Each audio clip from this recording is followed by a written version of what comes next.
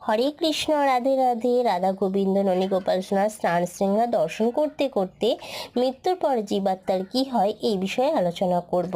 গীতায় ভগবান শ্রীকৃষ্ণ যখন অর্জুনকে গীতার জ্ঞান প্রদান করছিলেন, সেই সময় অর্জুন ভগবান শ্রীকৃষ্ণকে জিজ্ঞাসা করেন যে মৃত্যুর পর মানুষের আত্মার কি হয়। তখন ভগবান শ্রীকৃষ্ণ অর্জুনকে বললেন, হে পার্থ, এই সৃষ্টিতে মানুষের মৃত্যুর পর প্রথমে তো তাদের পরলোক গমন করতে হয়, তারপর সেখানে কিছু সময় থাকতে হয়, সেখানে নিজের কর্ম অনুযায়ী অর্থাৎ আগের জন্মে করা পাপ বা পুণ্যের ফল ভোগ করতে হয়।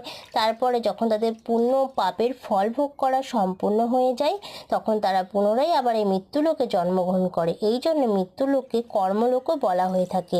শ্রীকৃষ্ণ আরও বলেন, মৃত্যু কেবল শরীরের হয়, আত্মার কখনো মৃত্যু হয় না। আত্মা না তো কখনো জন্ম নেয়, না তার মৃত্যু হয়।